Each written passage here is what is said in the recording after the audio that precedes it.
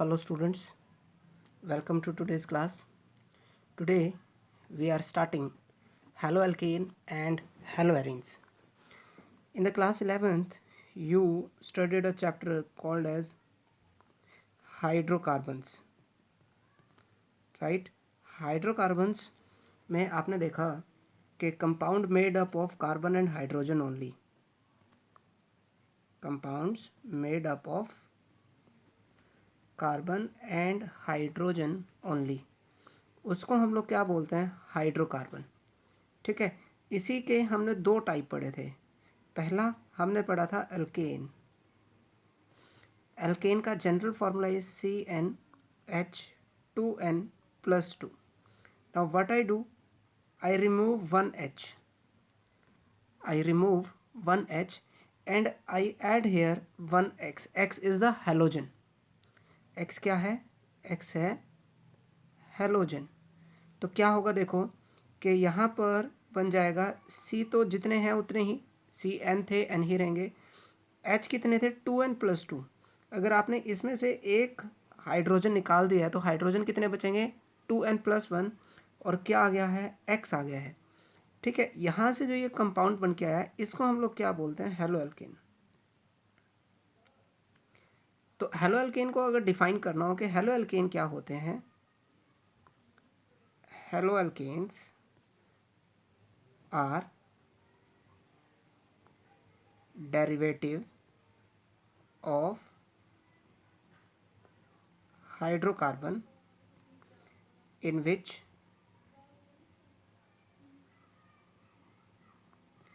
hydrogen is replaced by halogen. कि hydrogen की जगह हम क्या लगा देते हैं? हेलोजन लगा देते हैं। तो वहाँ से जो कंपाउंड बनेंगे उनको हम लोग क्या बोलेंगे? हेलोएल्केन बोलेंगे। ठीक है, ऐसे ही आपने एक और चीज़ पढ़ी थी जिसको आपने कहा था aromatic compound. Aromatic compound, aromatic compound का एग्जाम्पल क्या होता था? बेंजीन, जिसके अंदर फॉर्मूला था C6H6। या फिर मैं इसको लिख सकता हूँ C6H6। इसमें से भी अगर आप ऐसे ही करें कि एक हाइड्रोजन माइनस करें और उस हाइड्रोजन को रिप्लेस कर दें किससे? X से, तो क्या बनेगा? हमारे पास बन जाएगा C6H5 और X। ठीक है, यानी कि यहाँ से जो बनेंगे वो बनेंगे हेलोएरीन्स। तो हेलोएरीन क्या हुए? This is actually derivatives of aromatic compounds in which H is replaced by X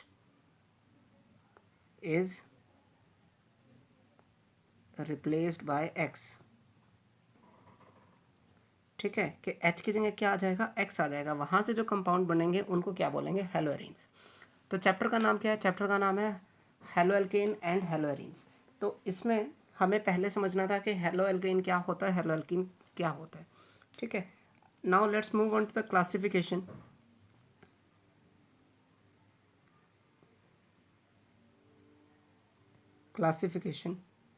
classification में जो सबसे पहली क्लासिफिकेशन है वह है on the basis of number of x.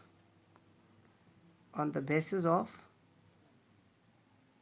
Number of X, के एक्स कितने हैं? ठीक है, मान लेते हैं एक है 1x, तो हम लोग उसको क्या बोलेंगे? मोनोहेलाइड।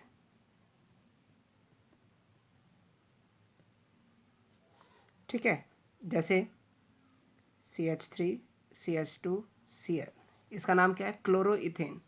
ऐसे ही हो सकता है क्या आ जाए? 2x आ जाए तो डाई हेलाइड हम लोग उसको बोल देंगे। 3x आ जाए तो उसको क्या बोलेंगे? Try halide. x यहाँ पर किसको रिप्रेजेंट कर रहा है? x रिप्रेजेंट कर रहा है नंबर ऑफ हेलोजेंस को। Same is with the haloarenes also. Haloarene में भी बेंजीन के साथ हो सकता है एक x जुड़ा हुआ है, तो भी इसको भी हम क्या बोलेंगे? Mono haloalkane, mono haloarene. ठीक है, अगर 2x जुड़े हुए हैं तो हम उसको क्या बोलेंगे, डाई हेलो एरीन। तो एक क्लासिफिकेशन किसके बेसिस पर बनती है, एक क्लासिफिकेशन बनती है कि कितने एक्स जुड़े हुए हैं। एक बात यहाँ पर याद रखना, नोट रखना कि in hello arene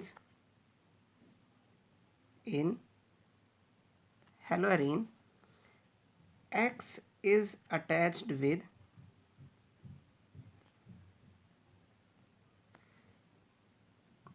benzene ring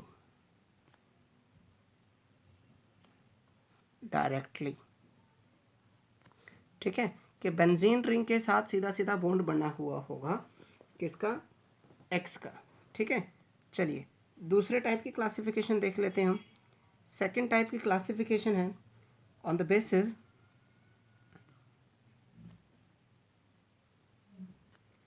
of carbon from which X is attached. ठीक है, कि जिस कार्बन के साथ आपने X को जोड़ा है वो आगे किस टाइप का है। ठीक है, तो इसको देखो, पहले अगर मैं बात करूं हेलो एल्केन्स की, हेलो एल्केन या फिर एल्काइल हैलाइड्स। ठीक है, इसको मैं जब भी लिखूंगा कैसे लिखूंगा, RX। R क्या रिप्रेजेंट करेगा, R रिप्रेजेंट करेगा कोई भी कार्बन चेन। ठीक है, इसमें हम पहले बात कर रहे हैं हेलो एल्केन्स की। मान लेते हैं हमारे पास है ये एक कंपाउंड है। ठीक है, इसमें ये कार्बन कैसा है, प्राइमरी है। कैसा है, प्राइमरी। क्यों है, because carbon is attached with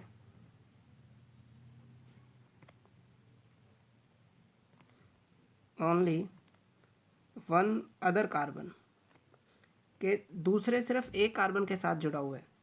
अगर मान लेते हैं कि यहाँ पर दो कार्बन हो, C R' X और H, तो इसको क्या बोलेंगे, सेकेंडरी।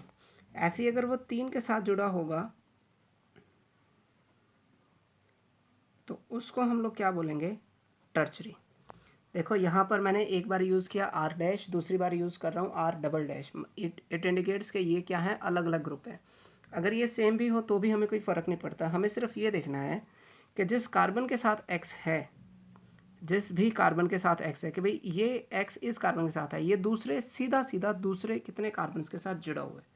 ठीक है, ऐसे ही हम देख लेते हैं कि ये हमारे पास एक कंपाउंड है, जैसे CH2 double bond CH single bond X। ठीक है, दूसरा है CH2 double bond CH single bond CH2 and X। ठीक है, इसके अंदर X is attached with carbon which is double bonded.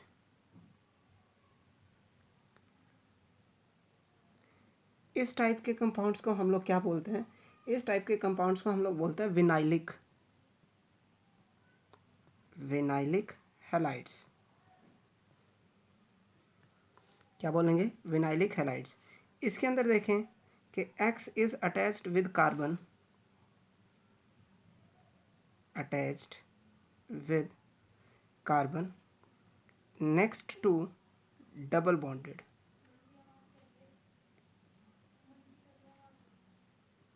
ठीक है, मतलब ये देखो, ये कार्बन था जो डबल बॉन्डेड था, इससे नेक्स्ट कार्बन के साथ क्या जुड़ा हुआ है, इससे नेक्स्ट कार्बन के साथ X जुड़ा हुआ है।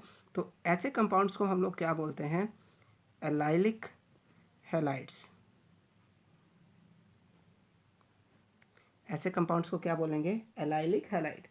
ठीक है, ऐसे ही देखें हमारे पास क्या आ जाता है, अगर मान लो ये हमारे पास कंपाउंड है बेंजीन रिंग, और बेंजीन रिंग के साथ सीधा सीधा एक क्या जुड़ा हुआ है, X। ठीक है, तो इसको हम लोग क्या बोलते हैं, एराइल हैलाइड। ठीक है, एराइल हैलाइड। यानी कि when X is attached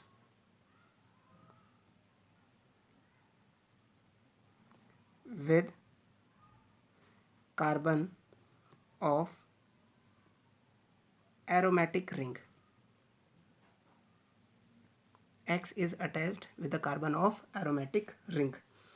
अगर देखते हैं हमारे पास तो उसको हम लोग क्या बोलते हैं, एराइल हैलाइड। ऐसे ही हमारे पास है कि बेंजीन रिंग सी के साथ है X, it may be R और आर, ये प्राइमरी सेकेंडरी टर्सरी कुछ भी है। यहाँ पर क्या है कि X is attached with carbon, attached with carbon which is next to double bonded carbon, next to double bonded carbon, that is called allylic. ऐसे कंपाउंड को हम लोग बोलते हैं बेंजाइलिक, बेंजाइलिक हैलाइड। ठीक है, तो कई बार ये आ जाती है कि बेंजाइलिक हैलाइड क्या होता है। अच्छा, इसमें एक चीज़ और याद रखें, एक और बड़ी सिंपल सी क्लासिफिकेशन है कि in case of dihalide, case of dihalide we have couple of couple of cases possible, जैसे कि हमारे पास है CH2, इसके साथ जुड़ा है X, CH2 एंड X, एक ये है। दूसरा है हमारे पास CH3, CHX, CH2 and X। ठीक है, ऐसे ही हमारे पास एक और कंपाउंड है जिसके लिए है CH3C, X एंड CH3। आप ध्यान दो, this is a dihalide कि इसके अंदर दो हैलोजेंस हैं। ठीक है, हैलोजन तो इसके अंदर भी दो हैं, बट इसकी खासियत ये है कि यहाँ जो दो हैलोजन जुड़े हुए हैं वो एडजेसेंट कार्बन पे जुड़े हुए हैं। ठीक है, तो इसको हम लोग बोलते हैं विनाइलिक सॉरी विसिनल हैलाइड। ठीक है, विसिनल हैलाइड कब, कि when 2x attached with adjacent carbons.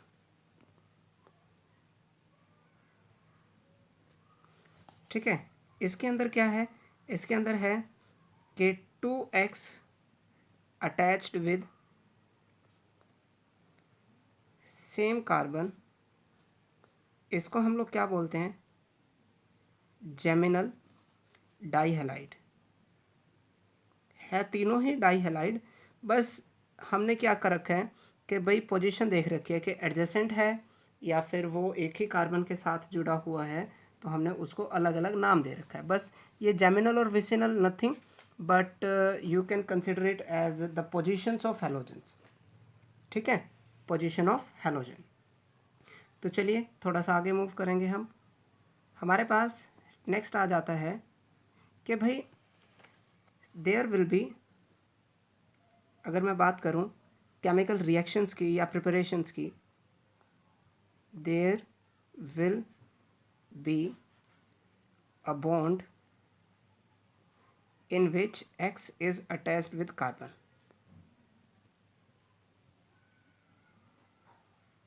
attached with carbon, कि एक बॉन्ड तो ऐसा होगा ही होगा जिसमें क्या होगा कि कार्बन और X के बीच में लिंकेज होगी।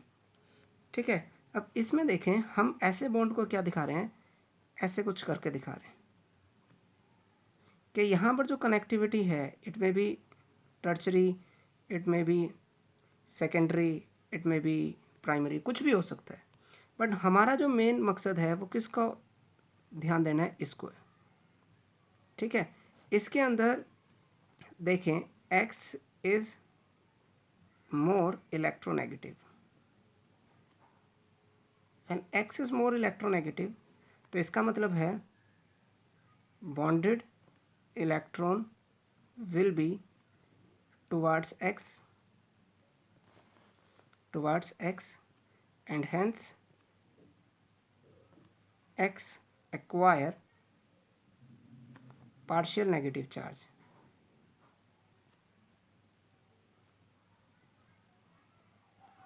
पार्शियल नेगेटिव चार्ज वहाँ पर होता है।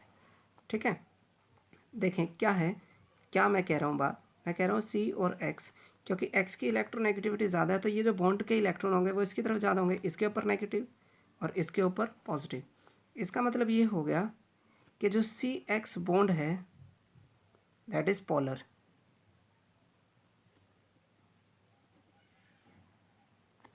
अगर पोलर है तो इसका मतलब है कोई भी ऐसी चीज़ जिसके बीच में पॉजिटिव और नेगेटिव चार्जेस होंगे, वहाँ पर जो नेगेटिव की चीज़ होगी वो कार्बन से आके रिएक्ट करेगी, और जो पॉजिटिव होगी वो किससे आके रिएक्ट करेगी, एक्स से। आई रिपीट, जो नेगेटिव होगी वो कार्बन से, जो पॉजिटिव होगी वो एक्स से। क्यों? क्योंकि opposite charges attract each other. ठीक है, तो ये क्या हो गया, नेचर ऑफ बॉन्ड क्या है, nature of bond is polar. Nature of CX bond is polar, कि वो कैसा है, पोलर है। लेकिन अगर मान लो यहाँ पर एक बात हम कंसिडर करके चलें, वो ये आती है कि as we go down the group, as we go down the group in halogens, size क्या करेगा, इंक्रीज करेगा। साइज इंक्रीज करने का मतलब है बॉन्ड लेंथ वो क्या करेगी, इंक्रीज करेगी। बॉन्ड लेंथ इंक्रीज करने का मतलब है बॉन्ड की स्ट्रेंथ वो क्या करेगी, डिक्रीज करेगी। बॉन्ड की स्ट्रेंथ डिक्रीज करने से क्या होगा कि बॉन्ड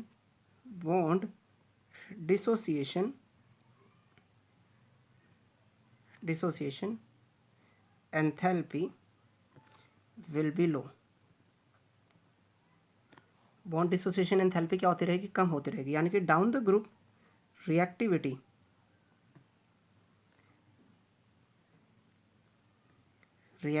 क्या करती रहेगी, इंक्रीज करती रहेगी। इसको समझना भी आसान है मेरे लिए। कैसे? कि भाई देखो, चीज़ें रिएक्ट क्यों करती है, क्योंकि उनका बॉन्ड स्ट्रॉन्ग नहीं होता। अगर बॉन्ड स्ट्रॉन्ग नहीं होता तो यहाँ पर बॉन्ड स्ट्रॉन्ग ना होने की वजह से वो आसानी से टूटेगा। अगर वो आसानी से टूटेगा तो इसका मतलब है रिएक्टिविटी क्या होती जाएगी, बढ़ती जाएगी। ठीक है, ऐसे ही अगर मैं कोई मुझसे पूछता है कि बॉन्ड लेंथ का बताओ, ऑर्डर क्या आएगा, bond length down the group क्या करेगी, बढ़ेगी। बॉन्ड लेंथ क्या करेगी, बढ़ेगी। और bond dissociation enthalpy down the group क्या होगी, कम होगी। यही हम लिख रहे हैं ना, bond dissociation enthalpy will be low down the will be low and which decreases. यहीं पर मैं इसको लिख सकता था कि which decreases down the group. Down the group क्या करते रहेगी, कम करते रहेगी। लेकिन अगर बात करें डाइपोल मोमेंट की, डाइपोल मोमेंट, कि डाइपोल मोमेंट क्या है। कईयों को शायद याद नहीं आएगा कि डाइपोल मोमेंट क्या होता था, तो मैं उनको याद दिला दूं। हम क्लास 11th में कहते हैं कि कोई भी बॉन्ड 100% कोवेलेंट नहीं होता और 100% आयनिक नहीं होता। यहाँ बॉन्ड कैसा था, कोवेलेंट, लेकिन फिर भी क्या है, पोलर नेचर है। मतलब पोलैरिटी को मेजर करने का तरीका क्या था, डाइपोल मोमेंट।